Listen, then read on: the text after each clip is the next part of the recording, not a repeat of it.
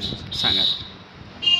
आपण वयाच्या 3ऱ्या वर्षापासून याला त्रास आहे आणि जे पाय दोन्ही लूज झालते तर आपण यांना गेटवेल हॉस्पिटल नागपूरला नेलं.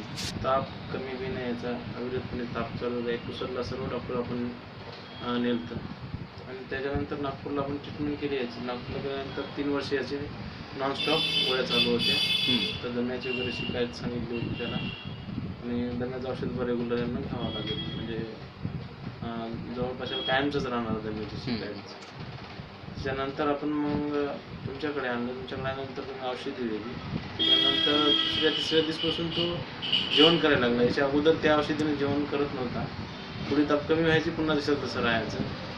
तर ते तुम्ही औषधी दिली त्याच्यामुळे 3ऱ्या दिवसापासून जेवण करायला लागला. जेवण केल्यामुळे त्याच्या तब्येतीमध्ये फरक जाणवायला लागला आणि रोगप्रतिकारशक्ती वाढायला लागली.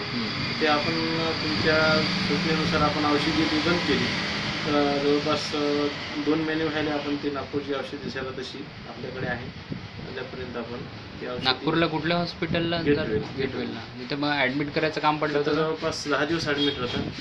रेग्युलर ट्रीटमेंट नागपूरची चालू होती 1 वर्षापासून. अगोदर 2 वर्ष आपण पुसदमध्ये करून डॉक्टर केले. आणि तर आपण प्रत्येक वेळेस काय लक्षण असायचे तेव्हा? त्याला ताप, खोकला आणि जेवण वगैरे करत नव्हता. आणि गेटवेलमध्ये काय निदान केलं होतं? डायग्नोसिस काय सांगितलं होतं? गेटवेलमध्ये त्याचे पाय दोन्ही लूज झाले. अच्छा. आणि पाय लूज झाल्यानंतर ते म्हणले की बाबा पाय जर का चांगले झाले ठीक आहे, नाही तर पाय तोडाय सुद्धा लागू शकतात हे असं त्यांचं म्हणणं होतं. त्यांनी 10 दिवस 12 दिवस भरती ठेवलं.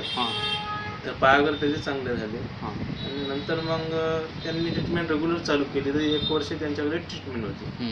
त्यांनी मग दम्याची वगैरे औषधी वगैरे दिली. दमा आहे, दम्याचा प्रकार आहे, तर ते रेग्युलर दम्याचं औषध घेणे आणि ते औषध आता घेतलं तरी पण ते ताप कमी होत नव्हतं आणि खोकला सुद्धा कमी होत नव्हता, पण जेवण जात नव्हतं त्याला. तर त्या औषधांना 3 वर्षे कंटिन्यू औषधी होती.